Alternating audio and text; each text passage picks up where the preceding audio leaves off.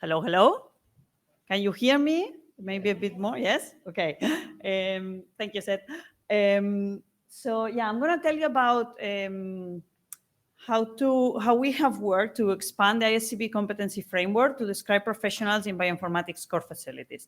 And in the presentation, I'll have an introduction about competencies and the ISCB competency framework, and then I'll tell you about how we have approached this work and how we have agreed on some career profiles and new competencies for these core facility scientist professionals, and how we are trying to match them to give some competency levels for these career profiles.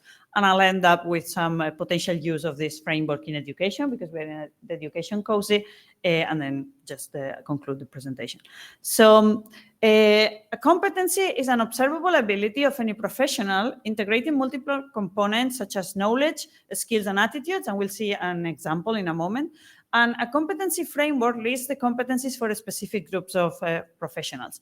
Then any competency-based approach has a series of characteristics in it, like competencies are observable, so they can be validated objectively, and then you can show that you have some competence. And this can be in an education setting. You say, oh yes, I achieved this competence, which means now I have the requirements to go into this course or to graduate or this kind of things. It can also be professional. So I have this competence, so I can work in this role.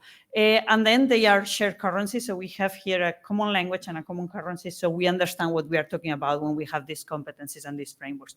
So as I was pointing out, we can use them in different contexts. And these are some examples. So we can use them for course development. So they can help us determine what content to include in a course or in a course program, and also pitch the content at the right level. So how deep or how introductory this has to be.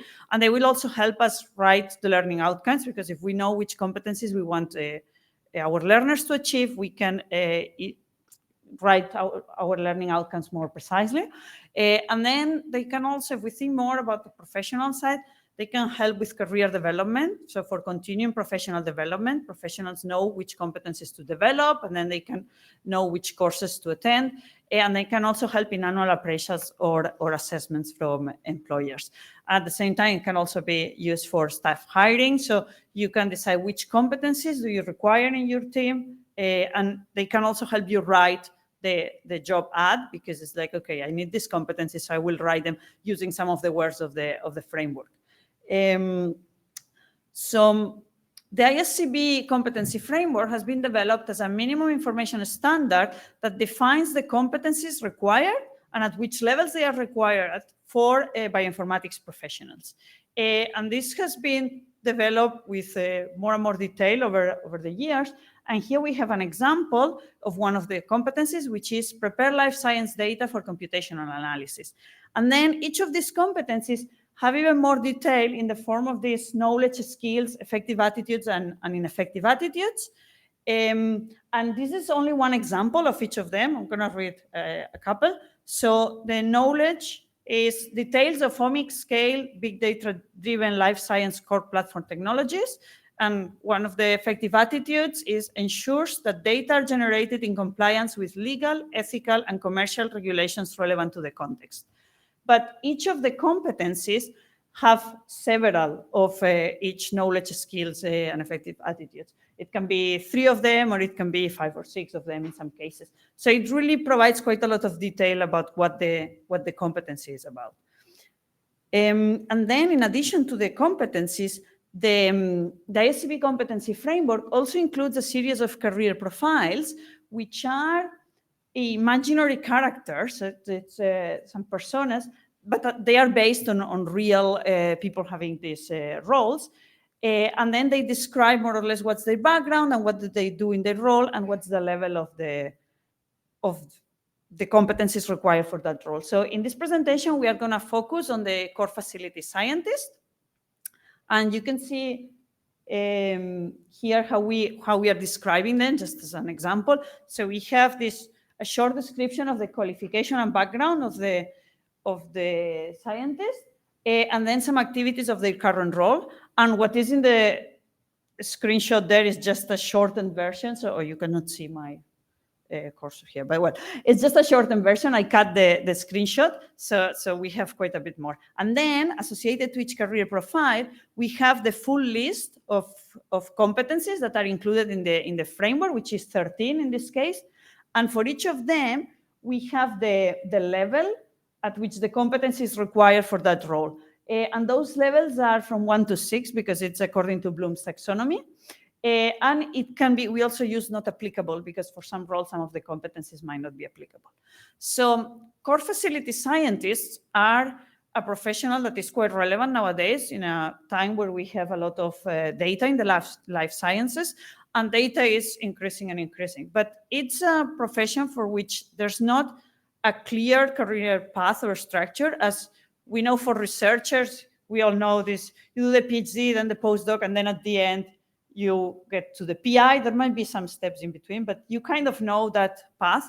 While for core facility scientists, this is not that clear, and it might depend a lot on the context, how a facility was created, and what the needs of that place were.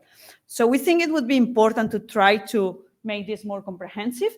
So this career progression from beginner, intermediate, advanced is not included in the ISCB competency framework as it is now. So we would like to extend the competencies so that we have a clear picture of the core facility scientist role, and we can include these different career stages from a more junior position to a more senior one.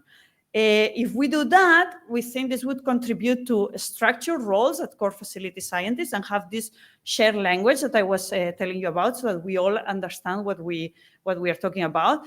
It can also help define your roles, which would help then for recruitment, for annual assessment, and to know for any professionals to know what they can do next. It can also help providing professional development opportunities, both for people who are working at the core facility, but also from other people who might want to go in that path. And it will also provide that visibility and show these other professionals how to access this career. So when approaching this work, we thought that it was really very, very important to get the view and the input of professionals that are working in bioinformatics core facilities. So we approached the ISCB Bioinfo Core Group to work together with them. And also we kind of made a call. So any bioinformatics core facility professionals or any other interested people could join our task force to work on these competencies for bioinformatics core facility scientists. And we have been working on this for a while. I mean, initially we presented it already at the Bioinformatics Education Summit in 2022, but then there was, for some time we didn't do much. Then we presented it again in 2023, and at ISMB here last year, well, in Lyon, we had a conversation with the Bioinfo Core Group and a discussion where we asked them to join the task force. And since then, we have been working with a combination of meetings and working documents that we have shared with everybody, so people could add ideas and comments there. And we have had regular meetings since last October, where we had more or less an objective in each meeting, and we have progressed on the work. We've agreed on the career stages we wanted to define, added relevant competencies to the framework with knowledge, skills, and attitudes. Then we refined the language in them. And now we are in the process of assigning proficiency levels to each competency for each career stage. So now we started reporting on this work, and we will continue doing this. At the Global Bioinformatics Education Summit this year, we got quite a lot of valuable feedback that we have been incorporating in the work that we've done.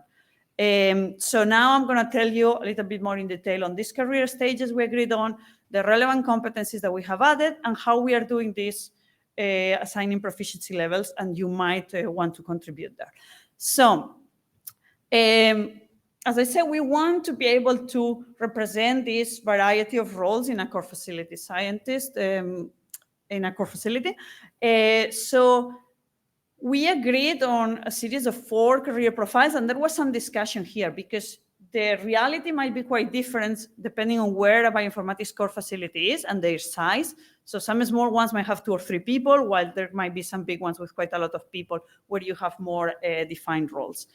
But we agreed on something that we think it's practical, and you can work even if you have different contexts, and then you can adapt it to your specific context. So we have 3 roles for bioinformatics core facility scientists, which would be 1, 2, and 3. So the 1 is the more junior one, 3 is the more senior one, and then a managerial role, which in some cases, especially in the smaller core facilities, will probably overlap with the core facility scientists 3. I mean, there will be the same person probably doing those 2 roles, and in bigger ones, you will have a manager that is really a different role. So those are the 4 roles we're going to work with. And then remember, we work with the 13 competencies that the ISCB framework has. And on top of those 13, we have agreed on adding these other competencies, which are manage projects, manage team members, identify and support users' needs, engage with collaborators, provide training in bioinformatics, and lead the bioinformatics core facility, which we think are quite relevant for these professionals and are not included in the ISCB framework. And here I'm showing you an example of one of these, which is identify and support users' needs. We have added them based on the experience of the people that are working on this, and also on some other frameworks that for related professionals or for research infrastructures and core facilities. So this one is inspired in one of those other frameworks, and it's identify and support users' needs. And a knowledge there would be user experience principles applied to the core facility services. Then if we look at an ineffective attitude, it favors some customers beyond scientific and strategic objectives. So now we have all these competencies. So the ISCB, the 13 ones there, the 6 that we added, and we have the 4 career profiles that we decided to work with. And now we are trying to make the profiles like the one I showed you in the beginning, where we have the description of the profile and the assignment of the level for each competency. So again, we think it's very important to get the input of the community. And this, we think, can help the community to use it as a resource to structure their job roles and to advise professionals on career development. So we are asking for feedback in a survey that we have created, where we have these 4 career profiles and the 19 competencies, and you can tell us which level you think is required for each professional. We have simplified the Bloom's taxonomy to only 3 levels, so we have put together 2 of each, because otherwise we think it gets quite complex for a survey. But if you want to contribute to it, you work in a core facility or have some experience related to it, or know someone who has, please fill in the survey. And then just an example of what we want to do with it. This is based on the responses that we have now, but we would like to get a few more. So we are going to leave it open for a few more days after ISMB. So the idea is we will have then the profile describing the persona and the list of all the competencies. Here, the 3 first ones come from the ISCB framework, like prepare life science data for computational analysis. And then we will say which level corresponds to this persona. In this case, it's scientist 1. And for that one, it would be level 2. And then we have the new ones at the bottom. It's just some of them, like manage projects or manage team members. And here you see it's the scientist 1, so it's the more junior one. And we have a not applicable for managed team members. And of course, if the person gains more experience, they will start managing team members and get a higher level there. So just to end, I'd like to tell you how this can be used in education, because of course now we are going to have the profiles, all the competencies, and what the levels will be for each of the profiles.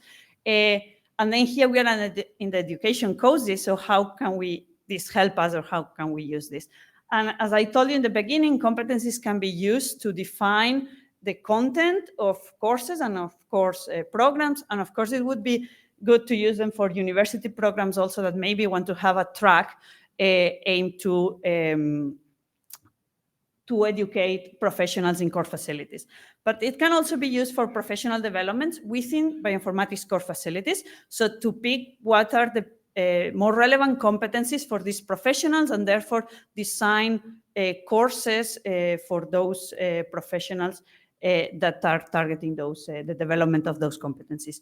And we can also do the same for PhDs in PhD programs, because of course, PhDs know how to become a postdoc or a PI, but not everybody can become one.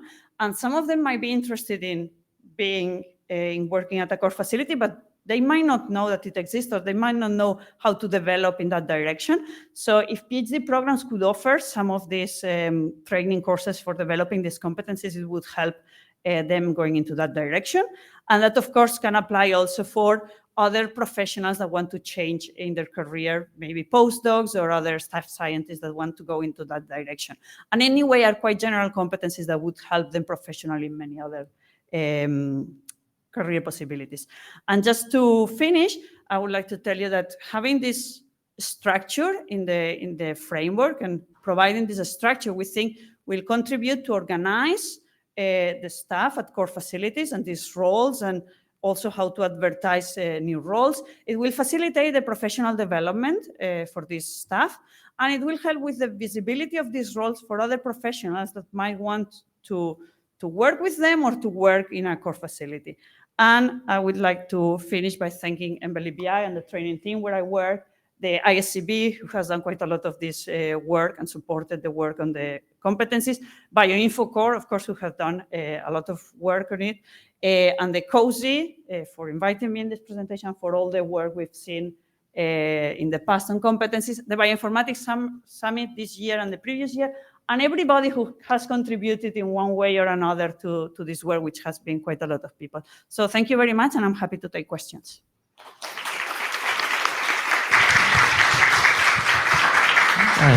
Thank you. I think we have time for a few questions.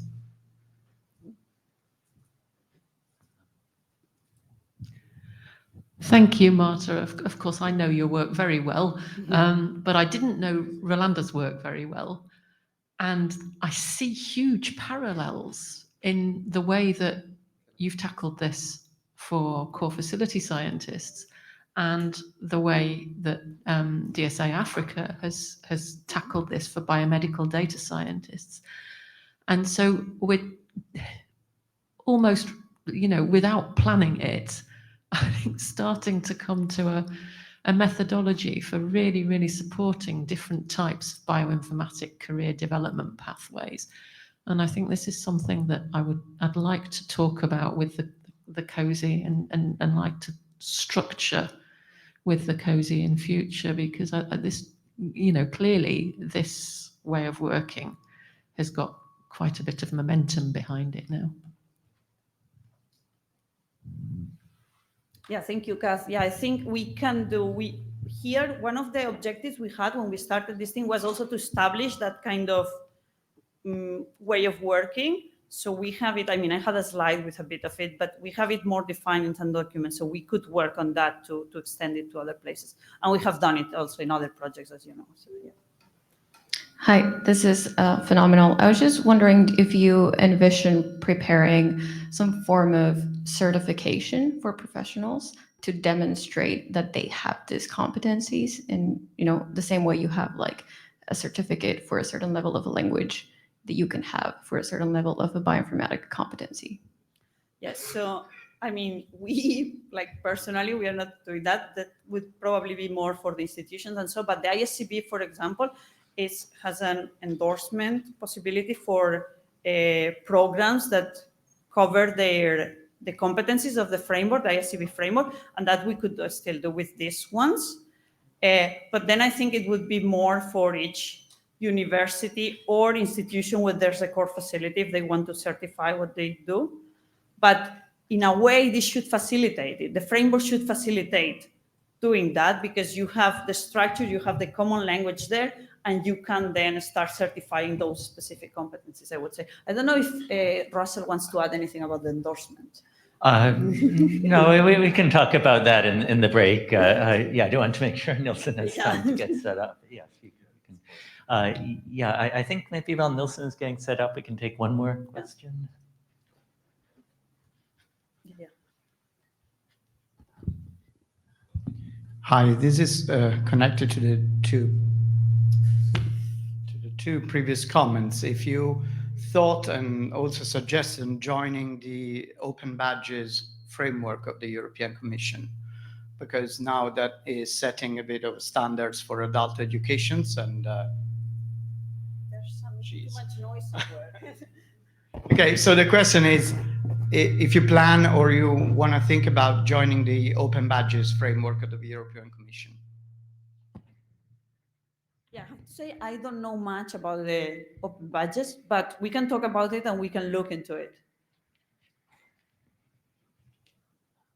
Right, We have looked at the frameworks, at the European Commission frameworks. They have for researchers and they have for some other more specific things, and we have looked into those. So that we have done, but the open badges is something I was not aware of. So I'll take a look into that. Thank you very much. All right, thank you.